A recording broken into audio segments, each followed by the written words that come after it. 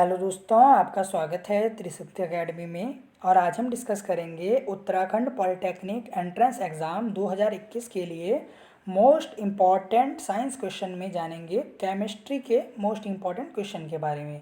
यानी most important question आज हम जानेंगे केमिस्ट्री से रिलेटेड, क्योंकि आपको पता है इसकी प्रीवियस वीडियोज़ में हमने फिजिक्स के क्वेश्चंस देखे थे और कुछ जो है कंबाइन क्वेश्चंस देखे थे, जिसमें फिजिक्स केमिस्ट्री भी थी और बायो भी थी।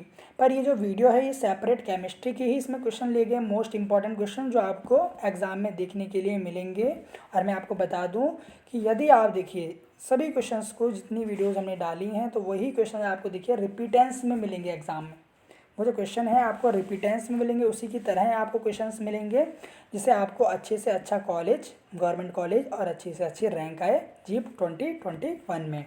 तो यहाँ पर देखिए शुरू करते हैं। अब यहाँ पर आप देख सकते हैं रासायनिक यानी केमिस्ट्री का यहाँ पर पहला क्वेश्चन है। देखिए ये मोल से क्वेश्चन आया। देखिए तो देखिए नंबर ऑफ H2O यानी वाटर। आपको पता है H2O का जो फार्मूला होता है, वाटर बोलते हैं आप, इस वाटर का जो फार्मूला होता है वो H2O होता है। तो देखिए H2O जो है उसके जो water molecule in a drop of water weighing 0.5 ग्राम, यानी आपकी जो ड्रॉप का जो मास है वो दिया है 0.5 ग्राम। जो वाटर की ड्रॉप है इसका जो मास है वाटर का ड्रॉप का, वो आपको दिया कितना 0.5 ग्राम। यहाँ पर अब आप देखिए एक चीज़, आपको क्या निकालना है, नंबर ऑफ मॉलिक्यूल्स निकालने हैं। नंबर ऑफ मॉलिक्यूल्स निकालने, क्या निकालने हैं आपको, नंबर ऑफ मॉलिक्यूल्स इस चीज़ में। तो सबसे पहले आप यहाँ से, तो आपका गिवन मास है, इससे आप क्या निकालेंगे, मॉलिक्यूलर मास निकालेंगे H2O का। तो ये कितना आएगा 18। मॉलिक्यूलर मास आपको निकालना आता होगा, हाइड्रोजन के 2 हैं तो 2 + 16 18 आ गया। ये कितना है आपका मॉलिक्यूलर मास। अब यहाँ से आप नंबर ऑफ मोल्स निकाल लीजिए। यहाँ से आप क्या निकालेंगे, नंबर ऑफ मोल्स निकालेंगे। तो इस तरीके से आप निकालेंगे number of moles given mass upon में मोलर मास। तो गिवन मास कितना है 0.5 और मोलर मास कितना आया 18। कितना आया 18। अब जब आप इसको सॉल्व करेंगे, देखिए इस तरीके से, ये 0.5 है और ये नीचे आपका कितना आया 18 आया। कितना आया 18। ये आपके नंबर ऑफ मोल्स आ गए यहाँ से 0.5 अपॉन 18। ये आ गया आपके पास नंबर ऑफ 0.5 अपॉन में 18, ये आ गया। अब आप अगर नंबर ऑफ मोल्स को किससे मल्टीप्लाई करेंगे, अगर आप अवोगाड्रो नंबर से मल्टीप्लाई करेंगे, यानी 6.022 इंटू 10⁻23 से आप मल्टीप्लाई करें, तो आपके पास नंबर ऑफ मॉलिक्यूल्स आ जाएंगे। क्या आ जाएंगे आपके पास, मॉलिक्यूल्स की संख्या आपके पास आ जाएगी। तो यहाँ पर जो आंसर होगा वो आपका होगा 1.162 इंटू 10⁻22। क्या होगा 1.672 इंटू 10⁻22। ये मोल्स से यहाँ पर एक क्वेश्चन आया है, कई बार आ जाता है। तो आपको एक फार्मूला यहाँ पर ध्यान रखना है कि सबसे पहले आप मोल निकालेंगे। क्या निकालेंगे, मोल निकालेंगे आप। फिर आप मोल से कुछ भी निकाल सकते हैं, अवोगाड्रो नंबर की उसमें मल्टीप्लाई कर देंगे, आ जाएगा। तो नंबर ऑफ मोल का फॉर्मूला यही आपको याद रखना है, गिवन मास अपॉन में मोलर मास। यहाँ से आप ये फार्मूला निकालेंगे नंबर ऑफ मोल्स का। किसका, नंबर ऑफ मोल्स का। आप यहाँ से आसानी से जो है वो क्या निकाल लेंगे, फार्मूला ईजिली यहाँ से फाइंड आउट करेंगे। अब यहाँ पर दूसरा क्वेश्चन देखिए आप, या पहला समझ गए इसका आंसर कैसा आया, ये आपने देख लिया। An element Z has valency 3, यानी जेड जो है जिंक, इसने यहाँ पर दिया नहीं कि ये जेड जिंक है या क्या है। तो यहाँ पर आप देखिए ये जेड जो है यहाँ पर क्या है, जिंक है। क्या है, जिंक है, क्योंकि नीचे फार्मूले में आपको जेड, ये कोई जेड जो है जिंक भी नहीं है, यहाँ पर जेड होता है, जिंक होता है ZN। आप समझिए कि जेड कोई एलिमेंट है, जेड कोई एलिमेंट है, जेड यहाँ पर मैं लिखता हूँ, देखिए इसको जेड। और एक यहाँ पे सल्फेट, आयंस के साथ इसको कंबाइन किया जाता है, ये है सल्फेट। तो आपको यहाँ पर बताना है कि जब इस जेड एलिमेंट और SO4 को मिलाएंगे तो क्या फार्मूला बनेगा। तो इसने दे दिया कि जो जेड है इसकी वैलेंसी 3 है, सल्फेट की आपको पता है क्या होती है, 2 होती है, वैलेंसी नेगेटिव में होती है, ये आपको ध्यान रखना। अब देखिए इस तरीके से क्रॉस मल्टीप्लाई करेंगे आपस में, तो आपके पास जो आंसर आएगा वो आएगा Z2SO4 के ब्रैकेट के बाद 3। तो इसका क्या आंसर आएगा आपका, ये क्या आंसर आ रहा है आपका, थर्ड जो है वो करेक्ट आंसर है। ये आपको वैलेंसी यहाँ पर अगर दी है एलिमेंट की, तो आप इसका फार्मूला जो है वो आसानी से बना सकते हैं। जैसे मैंने यहाँ पे जेड की 3 दी थी तो जेड के नीचे 3 लिखा। सल्फेट की यहाँ पर आपको पता होती है 2 होती है, तो आप यहाँ से इसकी क्रॉस मल्टीप्लाई करेंगे तो ये यहाँ चले जाएगा, Z2 हो जाएगा और SO4 3 हो जाएगा। ये आपको ध्यान रखना है। तो यहाँ पर पहला जो था हमारा ये था, सेकंड, इसका आएगा थर्ड ऑप्शन।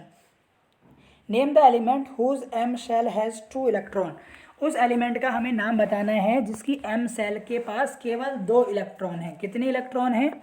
2 इलेक्ट्रॉन है। तो देखिए सबसे पहले आप इस चीज़ को समझिए, ये आपका क्या है? न्यूक्लियस है। क्या है? न्यूक्लियस है। इस न्यूक्लियस के बाहर देखिए सबसे पहले जो सेल होगी वो के, देन उसके बाद होगी एल, एम, इस तरीके से होंगी सेल हैं, ये आपको पता है, एम, फिर एन, इस तरीके से सेल बढ़ रही हैं। अब आपको ध्यान रखना है यहाँ पर कि जो पहली सेल होती है, देखिए जो यहाँ पर पहली सेल है इसमें कितने होते हैं आपके पास इलेक्ट्रॉन? 2 इलेक्ट्रॉन होते हैं। जो आपकी ये एल सेल होती है इसमें कितने इलेक्ट्रॉन होते हैं? 8, 1 2 3 4 5 6 7 8 इलेक्ट्रॉन होते हैं। ये आप ध्यान से समझिए। और जो के यहाँ पर उसने बोला एम सेल में 2 इलेक्ट्रॉन हैं, एम सेल में 2 इलेक्ट्रॉन है, तो कितने हो गए टोटल? 2, 10, 12 और 2, यहाँ पर देखिए 2 और 8, 10 और 2, 12, यानी टोटल जो आपके पास इलेक्ट्रॉन है वो कितने हो गए? 12। और आपको पता है 12 इलेक्ट्रॉन किस में होते हैं? मैग्नीशियम में होते हैं, 11 सोडियम में होते हैं, 13 एल्यूमिनियम में होते हैं। तो इसका क्या आंसर आएगा? मैग्नीशियम। क्या आंसर आएगा? Magnesium is the correct answer. बिल्कुल, ये ध्यान रखें आप। अब यहाँ पर देखिए हम यहाँ पर इस पहले का ये था 1.5, दूसरे का ये और तीसरे का मैग्नीशियम। अब यहाँ पर आप देखिए मैग्नीशियम था। अब आप यहाँ पर देखिए at higher altitude the boiling point of liquid, यानी अधिक ऊंचाई वाले स्थान पर द्रव का क्वथनांक, यानी देखिए अगर आप अधिक ऊंचाई पर जाएंगे, देखिए अगर ऊंचाई पर आप जाते हैं, ज़्यादा ऊंचाई पर यदि आप जाते हैं, किसी हाइट एल्टीट्यूड पर आप जाते हैं, तो वहाँ पर आपको पता है ऊपर जाते वक्त जो प्रेशर है वो कम होने लगता है। कैसे होने लगता है? प्रेशर कम होने लगता है, टेम्परेचर भी कम होता है हाइट पे जाने से। तो देखिए जो बॉइलिंग पॉइंट होगा वाटर का वो घट जाएगा। वो क्या होता है? अधिक ऊंचाई वाले स्थान पर द्रव का क्वथनांक क्या होता है? घट जाता है। ये आपको ध्यान रखना है, बॉइलिंग पॉइंट जो है वो घट जाता है। यहाँ देखिए वाष्पीकरण के दौरान द्रव के कण वाष्पित हो जाते हैं। जो वाष्पीकरण होता है उसके जो वाटर के जो पार्टिकल्स होते हैं वो वेपर में कन्वर्ट हो जाते हैं। ये आपको ध्यान रखना है। इसमें से क्या यहाँ पर ऑप्शन आएगा? इसके देखिए यहाँ पर ऑप्शन है ऊपरी सतह से, या आप ऑप्शन देखिए यहाँ पर ऊपरी सतह से। दूसरा यहाँ पर ऑप्शन है आपके पास फ्रॉम दी बल्क टुगेदर, थोक के एक साथ, फिर है निचली सतह से, और फिर यहाँ पर आपका जो क्वेश्चन है वो यहाँ पर है from the bottom, from over the liquid. तो ऊपरी सतह से। देखिए यहाँ पर कोई इस तरीके से कोई पॉन्ड है, आप मानिए इस तरीके से यहाँ पर ये कोई पॉन्ड है। अब आपका जो एवोपरेशन होगी, जो वाष्प में बनेंगे, ये इसके ऊपर ही यहाँ पर जो होंगे वो क्या बनेंगे? पार्टिकल्स बनेंगे, जो सरफेस पार्टिकल्स होंगे। तो यहाँ पर सबसे पहले क्या आएगा? From the surface. क्या आएगा यहाँ पर? फ्रॉम दी सरफेस से। Dry eyes on heating produce. जब आप ड्राई आइज को, शुष्क बर्फ को, आपको मैं बता दूं ड्राई आइज क्या होती है आपकी? सॉलिड कार्बन डाइऑक्साइड होती है। क्या होती है? सॉलिड CO2 आप इसे बोलते हैं ड्राई आइस को। तो जब आप सॉलिड CO2 को हीट करते हैं तो वो गैस में कन्वर्ट हो जाएगी। आपको यहाँ पे ध्यान रखना है, वो गैस में कन्वर्ट हो जाएगी, गैस CO2 में कन्वर्ट हो जाएगी। देखिए KLM और N सेल को मिलाकर, अगर KLM और N सेल आपकी फुल हैं तो यानी 2 8 8 8। आपको पता है कि जो पहली यहाँ पर शेल होती है, जो पहली शेल होती है, मैंने अभी आपको बताया है इस तरीके से। यहाँ पर 4 सेल हैं, KL M और N। ये आपको ध्यान रखना है। कितनी सेल हैं? 4 सेल हैं, और चारों भरी हुई हैं। कितनी? चारों यहाँ पर फुल जो है वो भरी हुई है। तो आपको पता है पहले वाले में कितने इलेक्ट्रॉन होते हैं? 2। इसमें कितने होंगे? 8, यानी पहले में 2, इसमें भी 8, इसमें भी 8, और N में भी 8 होंगे। ये आपको ध्यान रखना है। तो जो टोटल यहाँ पर देखिए, एक चीज़ मैं आपको बता दूँ, जो N सेल है इसमें जो इलेक्ट्रॉन होंगे यहाँ पर अधिक होंगे। देखिए क्योंकि यहाँ पर नील्स बोर का फार्मूला हम यूज़ करते हैं। देखिए जो आप फार्मूला आपके पास होता है 2n², तो n यानी पहली शेल, तो 2 1 स्क्वायर, यानी पहली शेल में 2 होंगे। बिल्कुल सही। यहाँ पर 2 का स्क्वायर इस तरीके से होगा। तो जो आपके जो टोटल इलेक्ट्रॉन्स होंगे यहाँ पर देखिए, यहाँ पर आप इस तरीके से फार्मूला लगाएंगे तो यहाँ पर ये क्वेश्चन नंबर कितना है? 97। तो जो आपके होंगे 2 8, यहाँ पर 10, फिर यहाँ पर कितने? 18, और फिर यहाँ पर जो होंगे आपके कितने इलेक्ट्रॉन होंगे? N में 18 होते हैं। ये आपको ध्यान रखना है। तो 18 और 8 कितने होंगे आपके यहाँ पर? ये कौन सा क्वेश्चन है आपका? 97। हाँ, तो यहाँ पर देखिए 18 और 8 16 और 2 18, यानी 18 और 18 कितने होंगे 36। ये आपको ध्यान रखना है, इसका क्या आंसर आएगा 36। 2 8 8 18 इस तरीके से आपके क्या होते हैं इलेक्ट्रॉन भरे जाते हैं सेल के अंदर। तो इसका क्या आंसर आएगा ये इस तरीके से। अब देखिए how many electron present, electron proton neutron. अगर देखिए कोई किसी का एटॉमिक नंबर 19 है, 19 आपको पता है पोटेशियम का होता है, एलिमेंट भी पूछते हैं कई बारी, तो 19 है और इसका मास नंबर 39 है, तो हमें पता, और इसमें मास नंबर जो है वो कितना है 39, कितना है 39। तो देखिए जो 19 है वो तो क्या है आपका नंबर ऑफ प्रोटॉन, क्योंकि जो एटॉमिक नंबर होता है वो नंबर ऑफ प्रोटॉन होते हैं, तो प्रोटॉन आपके 19 हैं। तो शुरू के 3 ऑप्शंस में से आपको चुनने हैं, क्योंकि आपको पता है लास्ट में 20 दे रखा है, हिंदी में भी आप देख सकते हैं 20 दे रखे हैं, तो लास्ट वाला तो नहीं है। अब आप देखिए जितने प्रोटॉन होते हैं उतने ही इलेक्ट्रॉन होते हैं, जितने प्रोटॉन होते हैं उतने ही इलेक्ट्रॉन होते हैं, तो पहला ऑप्शन देखिए यहाँ पे करेक्ट है। और यहाँ पर जो न्यूट्रॉन होते हैं उसको अगर मास किन चीज़ों से मिल के बना होता है, प्रोटॉनों की संख्या प्लस न्यूट्रॉनों की संख्या। प्रोटॉन आप मास आपको दिया 39, इसमें से अगर आप प्रोटॉनों की संख्या घटा देंगे तो आपके पास न्यूट्रॉनों की संख्या आ जाएगी 20।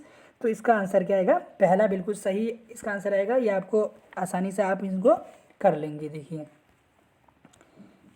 Which of the following has the highest intermolecular force of attraction, निम्न में से अंतराणिक बल यानी अणुओं के बीच में देखिए जो बल है यानी जो मॉलिक्यूल्स हैं इनके बीच में सबसे अधिक बल किसके बीच में होगा, यह आपको बताना है। देखिए यानी इंटरमोलिकुलर फोर्स यानी दो मॉलिक्यूल के बीच में लगने वाला आकर्षण बल, इंटरमोलिकुलर फोर्स। तो वाटर में, कार्बन डाइऑक्साइड गैस में, इथाइल अल्कोहल में, आयरन में, आपको पता है सॉलिड में इंटरमोलिकुलर फोर्स सबसे अधिक होता है, सॉलिड में इंटरमोलिकुलर फोर्स सबसे अधिक होता है, ये आपको ध्यान देना है। When magnesium burn in air, जब आप मैग्नीशियम को एयर में दहन करते हैं, मैग्नीशियम को में ऑक्सीजन मिलाते हैं तो क्या बनता है मैग्नीशियम ऑक्साइड, ये तो बहुत सिंपल है, तो क्या बनेगा ऑक्साइड। आपको H2SO4 का यहाँ पर क्या बताना है, देखिए आपको H2SO4 का यहाँ पर बताना है क्या मॉलिक्यूलर मास, क्या बताना है आपको मॉलिक्यूलर मास यहाँ पर बताना है। तो मैं आपको यहाँ पर बताता हूँ मॉलिक्यूलर मास किस तरीके से निकालते हैं, यहाँ पर आप समझिए H2SO4, H2 यानी हाइड्रोजन के दो, हाइड्रोजन का मास भी 1 होता है, तो 1 × 2 दो हाइड्रोजन है तो 1 × 2। सल्फर का 16 दूनी 32 मास होता है 32। ऑक्सीजन का एक का 16 होता है, तो 4 का कितना होगा 16 चौक 64 और 32 98, सॉरी यहाँ पर देखिए आपका क्या है 16 और 32 यहाँ पर और 2 आप इसमें ऐड करेंगे तो कितने होंगे 34 + 64 यानी 98। क्या तो नहीं सही आंसर क्या आएगा 98 बिल्कुल करेक्ट आंसर है, ये आपको ध्यान देना है। इस तरीके से आप क्या निकालते हैं मॉलिक्यूलर मास निकालते हैं, बहुत इंपॉर्टेंट है केमिस्ट्री में। देखिए bleaching powder is obtained by passing, bleaching powder is obtained by passing chlorine over, यानी ब्लीचिंग पाउडर में यदि आप क्लोरीन क्या करते हैं, bleaching powder is obtained by passing chlorine over, यानी क्लोरीन के ब्लीचिंग पाउडर कैसे प्राप्त करते हैं आप, जब क्लोरीन गैस को किसके ऊपर से गुजारते हैं, सोडियम के, चूना पत्थर के, जिप्सम के या स्लेग्ड लाइम के, जिप्सम के या स्लेग्ड लाइम के। तो अगर आप इसको लाइम स्टोन के ऊपर से क्या करेंगे, अगर लाइम स्टोन के ऊपर से यानी चून जो आपका CaCO3 के ऊपर से आप इसको पास आउट कराएंगे तो आपका ब्लीचिंग पाउडर बनेगा कैल्शियम ऑक्सीक्लोराइड। भारत में जो सोने की खदानें कहाँ स्थित हैं, नावेली में, गोलकोंडा में, सिंगरौनी में या कोलार में। तो देखिए कोलार में, ये कर्नाटक में है, कोलार में मिलती हैं gold mines. Which among the following is the highest particle, यहाँ पर लाइटेस्ट आएगा, हिंदी में सही लिखा हुआ है, इंग्लिश में गलत लिखा हुआ है लाइटेस्ट। इनमें से कौन सा सबसे हल्का पार्टिकल होगा, तो इलेक्ट्रॉन। आपको पता है इलेक्ट्रॉन का मास सबसे कम होता है, इसका कोई इसमें जो मास होता है बिल्कुल नेग्लिजिबल होता है, क्या होता है मास बिल्कुल नेग्लिजिबल होता है, तो इसका क्या आंसर आएगा electron. General formula for alkyne, alkyne general formula for alkyne आपको बताना है यहाँ पर क्या होगा। तो देखिए इसका जो 108 है, इसका जो सेकंड ऑप्शन है बिल्कुल सही है, CnH2n-2 एल्काइन, यहाँ पर लिखा हुआ है एल्काइन। एक एल्केन होगा, एक एल्काइन होगा और एक क्या होगा आपका, एक होगा एल्कीन, 3 होते हैं। एल्काइन का क्या होता है CnH2n-2। देखिए मैं तीनों का आपको बताता हूँ, एल्केन का कहीं ग्रुप आ गया तो आप इसमें क्या लिखेंगे इस तरीके से CnH2n+2, ये एल्केन का होगा, ये आपका एल्काइन का है। एल्कीन का क्या होगा देखिए, CnH2n। बस यहाँ पर आपको n यहाँ पर लगाना है, एक कार्बन है तो एक, इस तरीके से आप यहाँ पर लगा देंगे। जितने भी बॉन्ड वो यहाँ पर होंगे इस तरीके से आप वहाँ पर न लगाते हैं नंबर्स 1 2 3, इस तरीके से यहाँ पर फॉर्मूला बनता है। जैसे कार्बन एक होता है तो हाइड्रोजन कितने होते हैं, इस तरीके से लगाते हैं आप। CH4 यानी कार्बन एक होता है तो हाइड्रोजन आपके 4 होते हैं मीथेन में, क्योंकि यहाँ पर 2 जुड़ जाता है इसमें, ये आपको ध्यान रखना है। Isotope of element have the same, जो आइसोटॉप होते हैं जिन्हें आप समस्थानिक कहते हैं, देखिए जिन्हें आप क्या कहते हैं, समस्थानिक कहते हैं, उनमें क्या समान होता है, अणु संख्या यानी मास नंबर, इंग्लिश में देखिए mass number, atomic weight, atomic number या मॉलिक्यूलर वेट। तो एटॉमिक नंबर, इसका क्या आंसर आएगा, atomic number is the correct answer. फिर यहाँ देखिए आप, in periodic table the position of a element still uncertain is of, यानी आवर्त टेबल जो है हमारी, आवर्त सारणी जो है, इसमें किस तत्व का स्थान अनिश्चित है, हीलियम, हाइड्रोजन, लिथियम या कार्बन। तो देखिए हाइड्रोजन की जो पोजीशन है वो एनामोलस है, वो आप सभी को पता है कि इसका जो नेचर होता है वो मेटल की तरह भी होता है और नॉन मेटल की तरह होती है। तो इसकी पोजीशन देखिए, इसको पहले ग्रुप में सबसे अलग रखा जाता है, इस तरीके से ऐसे सबसे अलग रखा जाता है हाइड्रोजन को, इस तरीके से। और हाइड्रोजन में मैं आपको बता दूं न्यूट्रॉन नहीं होती, हाइड्रोजन में न्यूट्रॉन नहीं होते, अगर न्यूट्रॉन होते तो इसका जो मास था वो 2 होना था, यानी आपको ये ध्यान रखना है। फिर यहाँ पर देखिए जो क्वेश्चन है यहाँ पर, आंट स्टिंग कंटेन, यानी जो आंट होती है, जो चींटी होती है, उसके डंक में होता है लैक्टिक, ऑक्सैलिक, सिट्रिक या मैथेनोइक एसिड। इसका आंसर आएगा मैथेनोइक एसिड। कौन सा एसिड आएगा, मैथेनोइक एसिड आएगा। Aqua regia contain 3 part of concentrated HCl and, देखिए एक्वारेजिया में 3 अंश HCl का होता है और 1 अंश किसका होगा, 1 अंश किसका होगा, ये आपको बताना है। देखिए एक्वारेजिया में जो है वो 3 अंश किसका होता है, HCl का, और 1 अंश होता है देखिए कंसनट्रेटेड HNO3 का, कंसनट्रेटेड HNO3 का, ये आपको ध्यान रखना है। Which among the following is an insulator, इनमें से कौन एक इंसुलेटर है, ग्रेफाइट, सिलिकॉन, डायमंड या एल्युमिनियम। तो इसका आंसर आएगा डायमंड, नॉन मेटल है। ग्रेफाइट जो होता है नॉन मेटल होते हुए भी इलेक्ट्रिसिटी कंडक्ट करता है, ये आपको ध्यान रखना है। फिर यहाँ पर है देखिए, ये जो क्वेश्चंस हैं, ये जो 7वें जो क्वेश्चन हैं, जो 7वें पेज पे हैं, इस पे आपको इनके आंसर लिखने हैं। कमेंट बॉक्स में लिख सकते हैं आप, लाइव चैट के दौरान भी आप इसे लिख सकते हैं और कमेंट सेक्शन में भी आप इसे लिख दें विद योर नेम, इस तरीके से आप लिख सकते हैं। हाइड्रोकार्बन बर्निंग एयर, जब आप हाइड्रोकार्बन को हवा में जलाते हैं तो क्या 2 चीज़ें बनती है आपको बतानी है, इस 4 ऑप्शंस में से आप बता देंगे कि इसको आप 1 नाम दें, इसको 2, इसको 3 और इसको 4, इस तरीके से आप इनको नेमिंग दे देंगे। निम्न में से कौन सी एक अक्रिय गैस है, ये बहुत आते हैं देखिए क्वेश्चन, इसमें से कौन सी नोबल गैस है ये आपको बताना है। Which of the following is a metalloid, इनमें से कौन सा मेटलॉइड नहीं है ये आपको बताना है। लॉ ऑफ ऑक्टेव यानी अष्टक का नियम किसने दिया था, वो इन 4 साइंटिस्ट में आपको उनका नाम बता देना है और आपको उन्हें कमेंट सेक्शन में कमेंट करने देखिए। और यदि आपको कोई भी क्वेरी हो तो आप त्रिशक्ति अकेडमी के कमेंट सेक्शन में कमेंट करें। और आप बाकी वीडियोज़ को भी हमारे चैनल पर देख सकते हैं, जीप से रिलेटेड, जीप काउंसलिंग से रिलेटेड। अभी आपका एग्ज़ाम होगा तो एग्ज़ाम से रिलेटेड जो भी इन्फॉर्मेशन होगी वो हम आपको अपने चैनल पर सबसे पहले देंगे। आप इसी तरीके जुड़े रहिए, अपने फ्रेंड्स के साथ देखिए, इन वीडियोस को शेयर करें, उन्हें भी आप पॉलिटेक्निक के बारे में बता सकते हैं कि केवल आप 10th लेवल के बेस से ही जो है वो इंजीनियरिंग कोर्स कर सकते हैं, आप डिप्लोमा कर सकते हैं। डिप्लोमा में बहुत अपॉर्चुनिटीज़ है, मैकेनिकल इंजीनियरिंग सबसे ज़्यादा, information technology, computer science, civil engineering सबसे ज़्यादा स्कोप है देखिए इंजीनियरिंग में। तो आप यहाँ पर आसानी से डिप्लोमा में आ जाइए इन्हें पढ़कर, और आप इन सभी वीडियोस को देखिए, तभी आपको अच्छे मार्क्स आएंगे। कोई भी क्वेरी हो तो आप कमेंट कर दें, और टेलीग्राम पर यदि आपको नोट्स चाहिए तो आप वहाँ भी हमें सब्सक्राइब कर सकते हैं, लाइक कर सकते हैं। बहुत बहुत धन्यवाद।